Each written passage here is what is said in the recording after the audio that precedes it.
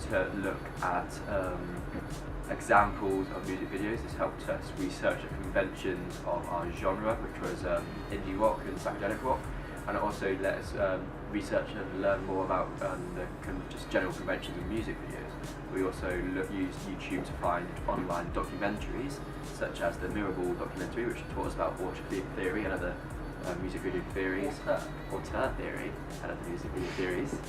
And we also use technologies such as the internet in order to research other music video theories such as start image, authenticity, repeatability, etc. We also use the internet and YouTube to research existing media, music video text. So looked at directors such as Spike Jones and Joan Sackerland, just to take inspiration from them. And we looked at like specific videos of them. So Spike Jones, he did Kanye West, Touch the Sky. And one of the main uses of technology for research purposes was making a pop-up video on a particular current media text, so that you could take out the particular features that are within that music video.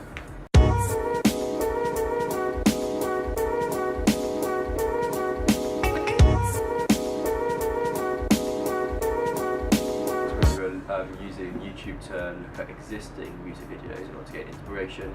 We looked at a Coldplay video called The Scientist, yes, where in which he lip syncs backwards while moving forwards, I do believe, and that had a direct impact on our work. We took inspiration from that and put that into our video research. And that especially affected our early drafts. Yeah. So like the original first four like drafts were based around the scientists had here before we then went on to adapt it. And another specific example of a research finding which has had a direct impact on our final work is the music video Somebody I Used to Know by Goethe, and we used practical effects in terms of painting lyrics on my arms, around my neck and down my arm, and taking around 70 to 80 photos of just still images and then putting it all in frame by frame, so it's a stop motion animation in the final cut, and it makes the video flow a lot better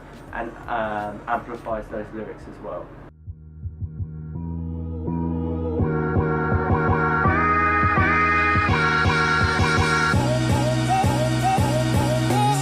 So firstly, in order to carry out research on it, we had to figure out which genre Tame Impala feels like we only go backwards goes into, as well as the subcultures which are associated with it. So the genre that was associated with our video was psychedelic rock, and a lot of the subcultures that are associated with that is psychedelia, art, LSD, drugs, and use of alcoholism. So these were all key conventions that we wanted to incorporate within our video. And how we found that out further is through target audience demographic. So once we found out about what the genre and subculture we're targeting towards contained, we then carried out target audience interviews and questionnaires. We did this in terms of what role technologies. We used SurveyMonkey. Yeah. So in terms of what role technologies play, we use SurveyMonkey. We use cameras to record interviews about target audience.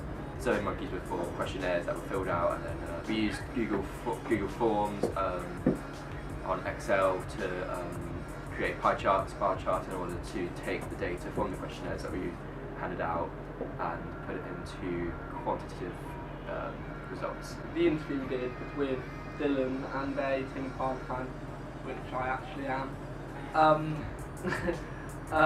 was in the between two ferns style. We decided to again take another existing media trope and adopt it into our own work.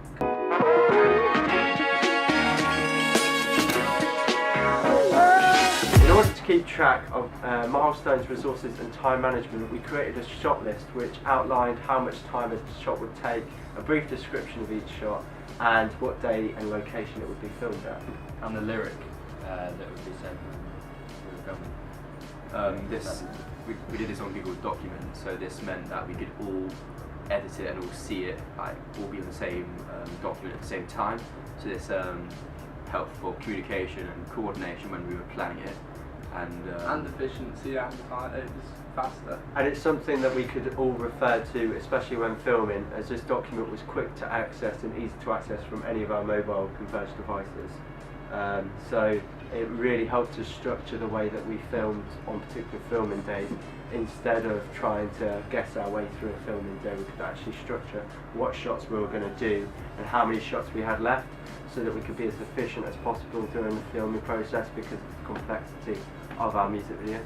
Especially because each shot was planned with like precise location for each of them and how long each shot's going to take, so we could balance the amount of time we had to what shot we had the time to film, and if it was closer to another shot we could film those two shots.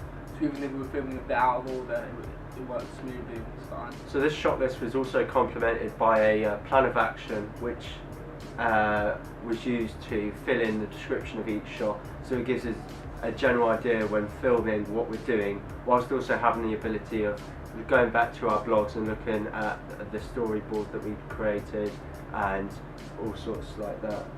It was the best method of efficiency when it came. Because originally at AAS we had a rough script of what we wanted to do, and then we kind of improvised on the day, which is not the best idea. So doing the shot list was on Google Docs is definitely. So it's like this massive progression in terms of efficiency, coordination, communication from AS to A2, which has definitely improved how well we could carry out a plan of action.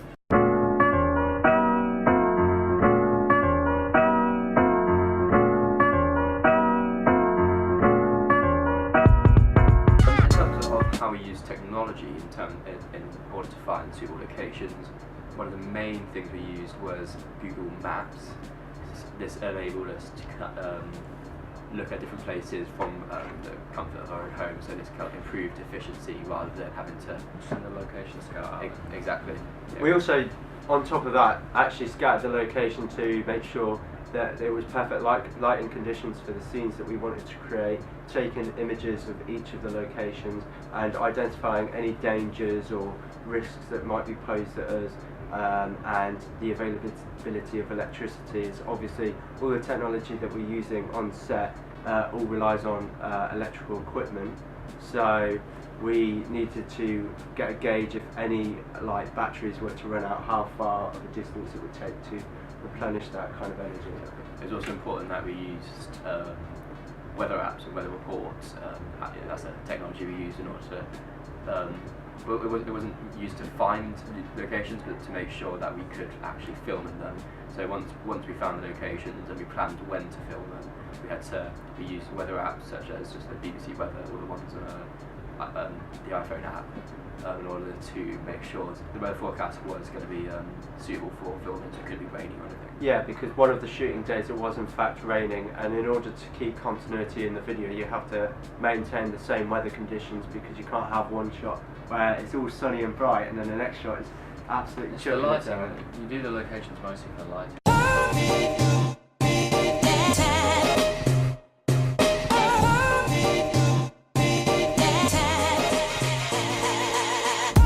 So firstly, for the mood board, this was created on Photoshop, and how useful it was, it allowed us to have kind of a scheme of colours and set design for us to follow to maintain a consistency within the video. In addition to that, Dylan created a storyboard. Yeah, so I created a basic template on Microsoft Publisher. So then we had it was more professional looking, easier to refer to once we drew in all the shots. Although for a storyboard it's a lot easier just to draw it out in pen and then take a picture of it and upload it to our blogs, as rather than creating it online, as it's a lot more time efficient and just quicker in general.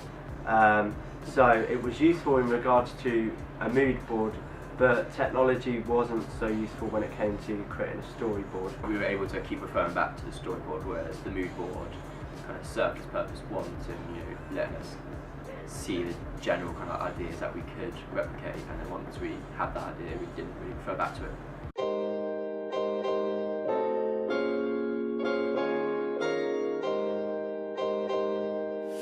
So the editing software that we used in A2 was Premiere Pro, After Effects and Photoshop.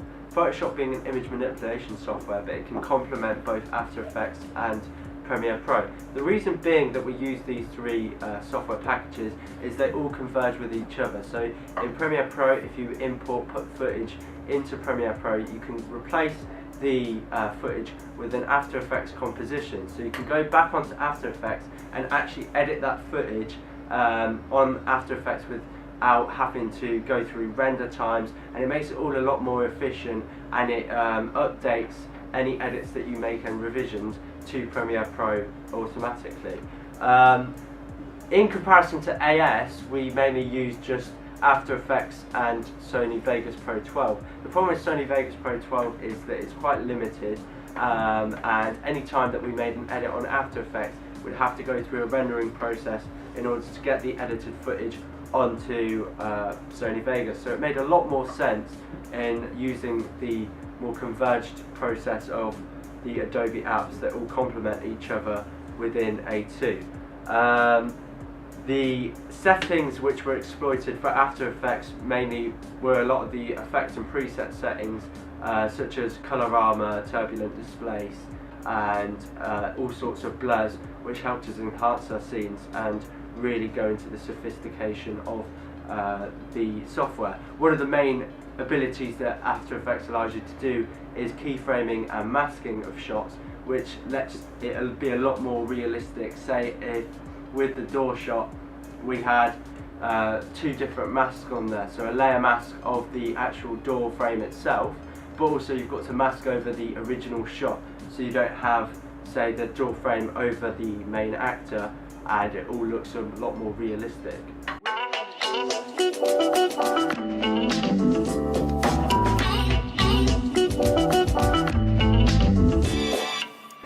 First of all, me and Dylan made the draft of an advert. So we used Photoshop and came up with some general ideas for the theme that we were planning to use for our digipack and new ancillary texts. And we just kind of planned it out roughly with all the features we need, like record label, tour dates, record label, platforms it can be used on, and things like that, with barcode, so it's professional. And Tim? Yeah, so the themes we made from the mood board, the themes we plucked, like the colours, the imagery we wanted to use, that didn't really have any significance on the project, so I made drafts of what the digipack would look. So the themes from that I made 4 panels of a digipack that weren't actually going to be used for the final one, but implemented the themes that we might not have used in the final one. So we had we covered from the mood board the stuff we didn't use, we covered it, and So taken from these drafts, this enabled us to actually have a clear vision in terms of where we were going when creating, first of all, the advert. So the advert's main purpose is to actually advertise the album, and this advert was made in Photoshop. It had all sorts of different stock images incorporated in it, which is downloadable free content from the internet, with the addition of different layer styles and blending modes, allowing it to all fit into each other. And one of the main things which was also additional in terms of fonts was the fonts are shown on the screen now, which we use for both the digipack and the advert, which were both downloadable content. And what Photoshop allows you to do, it allows you to really get into manipulating the imagery and really fleshing out the whole idea and make it a truly professional piece, as a lot of current media professionals still use Photoshop today, even for stuff like magazines, and they may even use stuff like InDesign and Illustrator as well, which is pieces of software which we didn't use because we didn't need to. Whilst also for the digipack, it allowed us just to take simple stock images or normal images that we've taken and actually really manipulate it and really set the scene for something that is completely different to just a normal image, like cropped over each other, and not take it at face value, whilst also just like really fine details make the difference in terms of really giving it a professional look, whilst also hitting all the criteria for what needs to be on the advert and the digipack.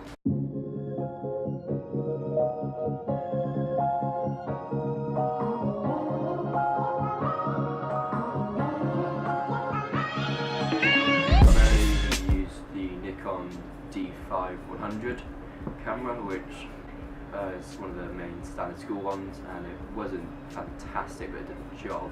The lenses we used were 18-55mm. yeah.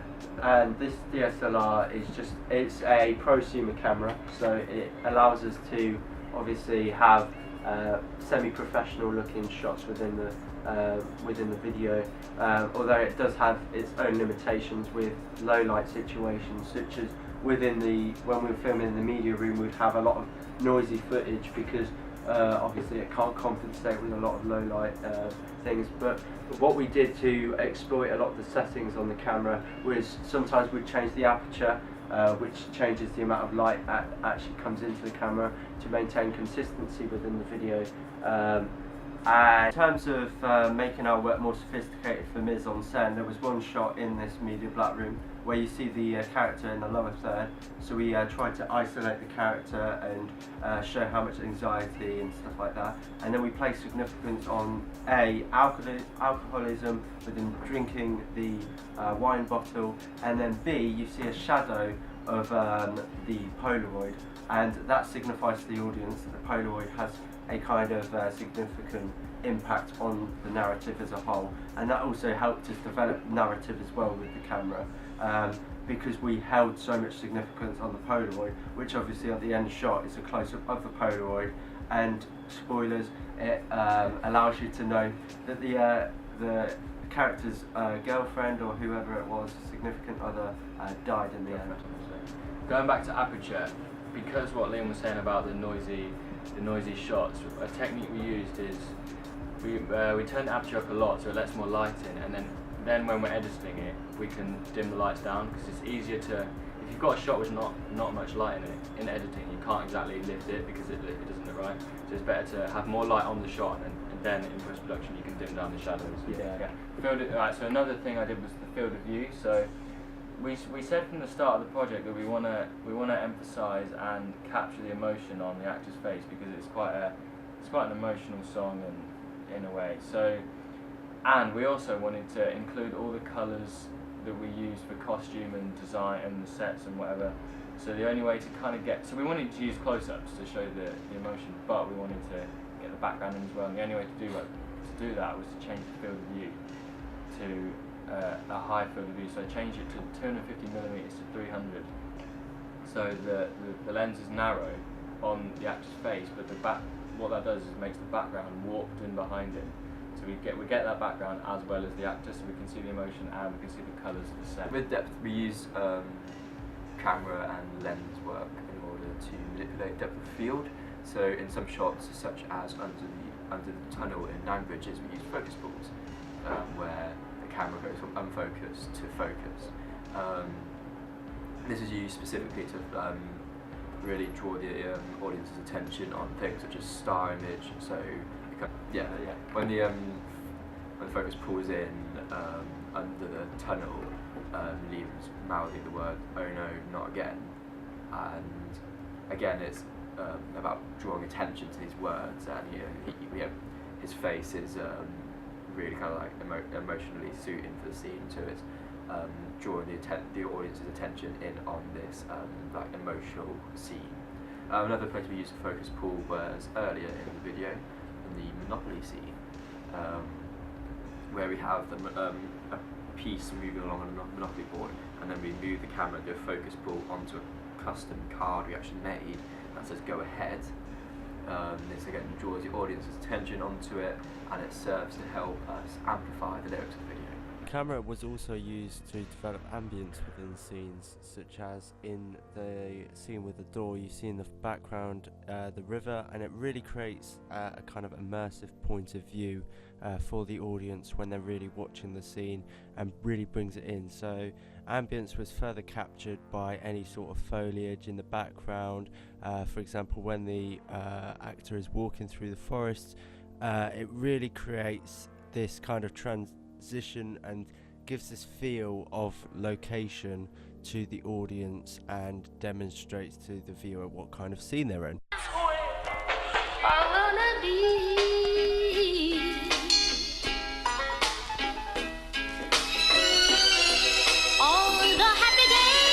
How I manage the storage of my rushes and final clips was I imported all of the footage into my 1 terabyte hard drive on my computer, and then I delegated all of the footage into 3 different folders for whatever different cameras I was using. So I'd have raw footage for one camera, raw footage for another camera, and then I would have an actual shot list which corresponds to the shot list we had. And then for all 30 shots I would put all the footage that could relate to that shot. So when I'm referring back in editing and going into my editing software, I can go, right, we're working on shot 1, let's look at all the clips that we've recorded for shot 1. And this would help us determine whether or not we need to do any reshoots or anything like that. And it really made the project a lot more organised and helped me particularly keep on track with the editing. And if you ever lose something like a file location and it disrupts the media software, you can always know where the location is going to be. And I also had secondary locations just in case I accidentally deleted or lost any of the data. So it was always backed up so that we could make sure that our project was safe and secure and organised. So our ancillary text, being the digipack and the advert, were made in Photoshop. And with Photoshop, which is an image manipulation software, it allows you to use different stock images that we can find and gather up on the internet and really make a really creative piece and whole media product. So for example, with the poster, we have a car which is an Impala Chevrolet with an Impala deer inside of the car, so it gives the illusion that it's driving it. And then also we have the actual ethereal road dripping over into the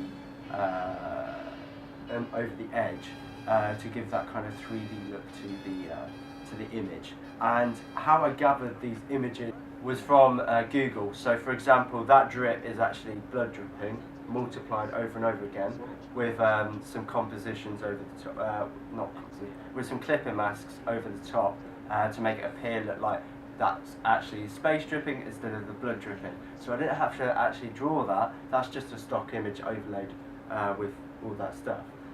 So it gives the illusion that obviously you're looking at something completely different. How I stored them was again in the same folder as the rest of the footage, although it had its own folder labelled Digipack and Advert, so that we knew what stock images we were using, whether or not we liked them or not. And I also had a lot of stock images already downloaded from a lot of graphic design packs that are provided on YouTube and made by graphic designers for people who want to do image manipulations and photo manipulations, which was ideal for us and making our ancillary text.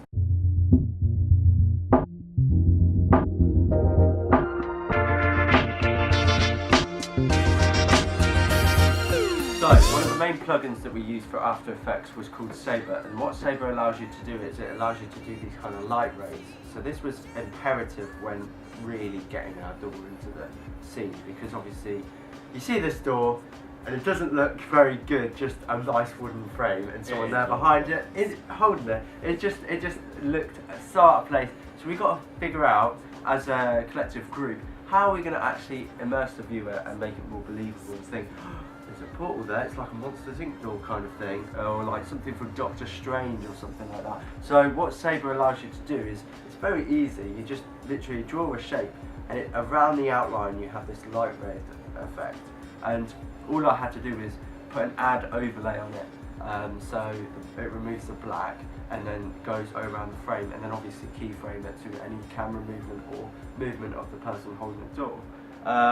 And this definitely enhanced our final cut, and this was sourced from just the plugin file folder for After Effects, and it was very simple and easy to download and apply, as it was just in the effects and presets under the name Sabre, and helped really make that scene ideal and one of those eye-catching scenes really for our video.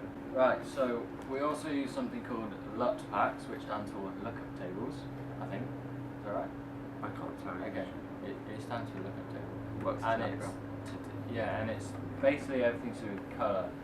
So basically what a LUT pack is it is a colour scheme that's preset that you can download and add it into your footage, or or Photoshop, and you slap it on, and it puts the colour scheme on your work, and without having to adjust much of the settings. It's already there. It's already preset. We bought it from a shop called Trine Store, and they're not just any old colour presets. They're from Hollywood Films, so any film you think of, it will be there. Already made. Yeah, any film. That is actually one as well. In one of the packs, and it's a plug-in on all the Adobe software. You just download it to your computer. But if we did have like a higher budget, we would have gone into we would have exploring those and little time. packs. It's something to use when you're low on time. You just slap it on without having to adjust much. But in terms of colour correction, it was mainly the settings in Adobe After Effects. But if we were to download these look packs, which we did try a few free ones, but obviously if our budget was a lot larger, we would have been able to like buy these look packs, and it would have really enhanced our final they're colour. Hollywood standard, because that's where they come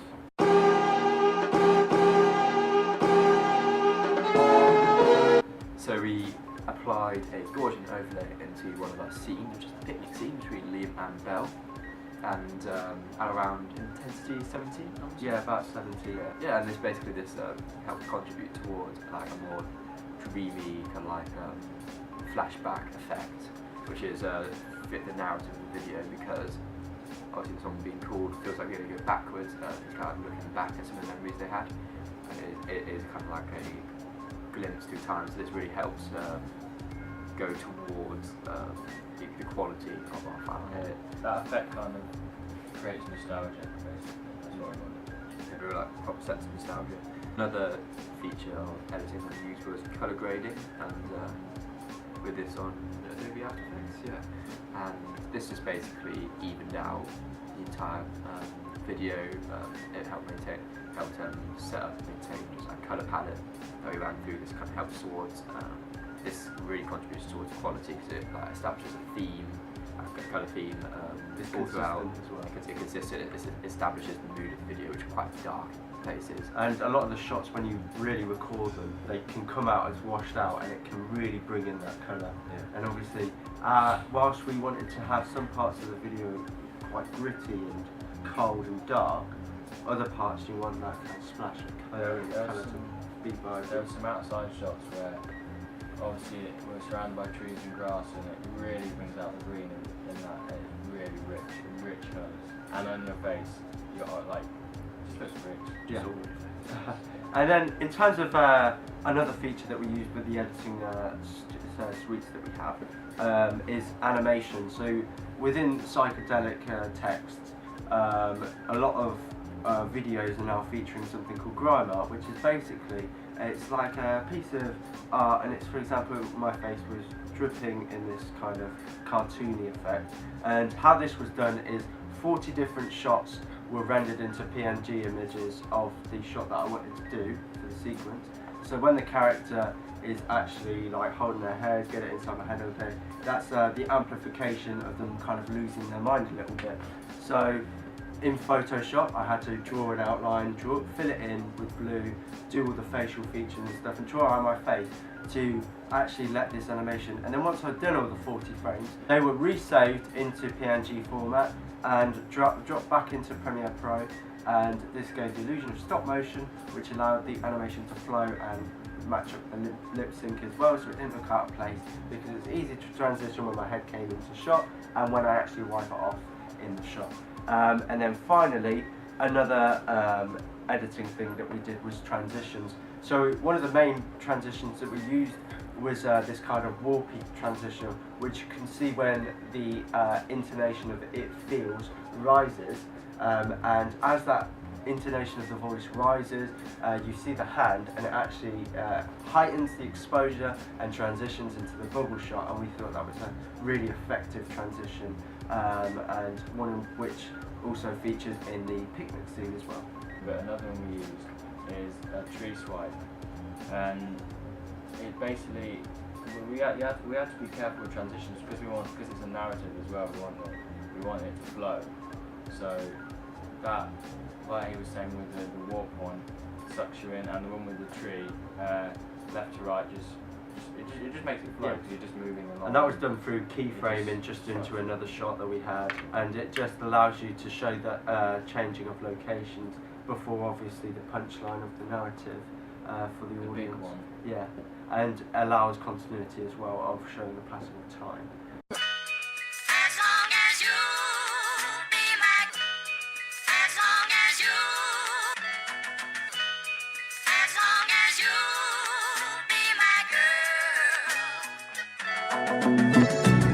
girl. So, from AS to A2, in AS, for my AS work, we basically just had footage, and if we didn't need the footage, we deleted it, which became quite a bit of a problem. For example, with the title sequence, it was so annoying. It was really annoying if you needed to fall back on something or something needed reshooting. Instead of you didn't have that kind of safety barrier, and also there was rendering slowdowns, as I had to render from After Effects and then put it into Sony Vegas, which made it really rigid. Whereas in A2, I used just solely Adobe software, because in Adobe Premiere Pro you can replace any footage into an After Effects composition, so you can make changes and edits in After Effects, and those appear on Premiere Pro. So that saves time in terms of rendering and also saves storage. And also what I did for A2 is I deleted no footage whatsoever, even any footage that we might have thought would have not been suitable, because you never know if you need to put it into, like, say, a certain sequence just to fit in for like continuity. And really managing disk space or storage wasn't necessarily that much of an issue, because obviously we had quite a few backups, and I have a lot of storage at home as well. So that's basically how what we learned from AS, not to delete stuff and to be more use these converged softwares to allow us to have more of a fluid process in the editing and keep post-production as efficient as possible. Sorry, Snoopy. You can't go with us. Dogs aren't allowed on the school bus. Woof. So we use technologies to gather and analyse audience feedback. First of all, we created surveys on SurveyMonkey with targeted questions to look at what people liked, what they didn't like, what shots they thought needed refilming. So a lot of them said they wanted to refilm a shot we actually filmed in this room with the dark, where it was just the footage was very grainy. Basically, when we had a rough cut made, we used SurveyMonkey to ask questions to audience members what they think of it, what they liked, what they didn't like. It was quite a complicated questionnaire, but from the feedback we got, that's what we had a little group discussion, spoke about it, and then decided what we'd change and what we'd keep for the next rough cut or the next filming day or something like that. The target audiences and the SurveyMonkeys were paired with some audience feedbacks where we get people to watch our videos and respond to them. So we had one video where we got a very negative response, and then later on what I did is I created SurveyMonkey where I took some of the criticism. So say one of the criticisms was, oh, the narrative isn't clear and coherent. So I created a question that asked, do you find this narrative to be clear and coherent with the option, how clear and coherent is it? Very clear and coherent, very, quite good. So with a range of options so people can answer. So we learn from previous mistakes and asked targeted questions, and this really helped impact our final cut, because it meant we were taking outside views on board, and we were learning from mistakes through these questionnaires. We also used Word to do questionnaires before we discovered SurveyMonkey. So once we discovered so it looked a lot less professional, and whereas SurveyMonkey looked a lot better, so we managed to up our game in that respect. Whilst we were analysing the audience feedback, basically what we discovered was the fact that the audience were picking up on exactly the same things that we were picking up on. Like little bits, like tiny, really nitpicky details that we only notice from watching it again and again and again. They miss, but the big things like grainy footage or shaky, they obviously pick up on, which is obvious. So that's the stuff we decided to fix, rather than the really nitpicking fine details. Once we kind of gathered all the feedback from the questionnaires, from the target audience interviews, from the focus groups. We need to present this feedback and identify specific areas for improvement. So a way we did this was I took the data from SurveyMonkey and I put it into a bar chart or pie chart on Excel, and this really helped to like make it clear, so we could see like in terms of percentages, in terms of actual qualitative data. The quantitative is actually much more useful than the qualitative, because qualitative you just get the feeling for what they're saying, like loads of people think this, loads of people think that. When you actually look at it in a chart, graph and actual physical data form, it's a lot more convincing, compelling. And examples of how the data and feedback impacted our final cut is a good example is the very first shot after we introduced the title and the drum is Liam's character walking backwards down the street, or it was in all of the rough cuts, and everything before that was what we planned. But people didn't like it. Just something everybody picked up on pretty much. They just didn't like the shot. They thought it was weird. They thought it was clunky. So we had to change it and slightly adapt it using other footage we've got.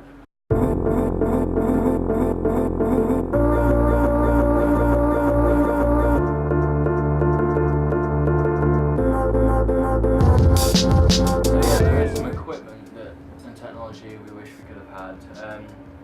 One of those being sliders and dollies, because basically we wanted our footage to look as professional as possible, and having dollies and sliders make shots really smooth. There's no jolt at all because it's just on a track or it's just on a set axis, and unfortunately we didn't have those, so we'd have to either do it handheld and stabilise it in post-production, or just do anything we can by improvising to make shots smooth. So I wish we could have had any sort of camera moves for smoothness and stuff like that. Yeah, it was just shoulder rigs, body rigs, Yeah, everything those would have rigs been. as well would have been nice.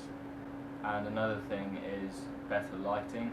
The lights we had are good, but there's not many of them, so it would have been nice to have a lot more box lights. We wish we had box lights, more box lights, and just to make it a little more professional, and take out the graininess instead of having to change the aperture to let more light. That would have been easier.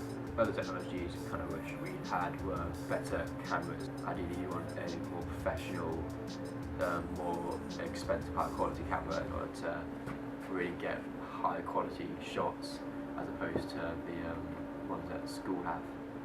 As well as that, it's not just the camera, a lot of it is the lenses. Like I said in an earlier question, we had 18 to 50mm lenses, so to adapt that and try and get the character's emotion in the shot and the colours of the background, I said I had to change the field of view. But if we had wider lenses, we could have done the same thing. So we slap a wide lens on, wide shot, still got the actor's face in the close-up, and you get more of the background. So wider lenses would have been very nice, and makes it look much more professional. Another way we could have used technologies more effectively, or technologies we didn't have, is actually just with the computers we were editing on. They were slow, we had some technical difficulties with them. Just better, newer, faster computers would have made everything much more streamlined and effective. I think the only thing you can really say about hindsight is about how we use time more effectively, kind of like planning things out more in a way that kind of like gets things done quicker. We also use technologies such as the Microsoft SharePoint, OneDrive, Google OneDrive, where we were all editing documents at the same time and working that, but we didn't do that from the start. We learnt that halfway through, we learnt how to do that halfway through. So with hindsight, we would have done that from the start, and it would have made everything from the very offset much faster, much more effective, streamlined.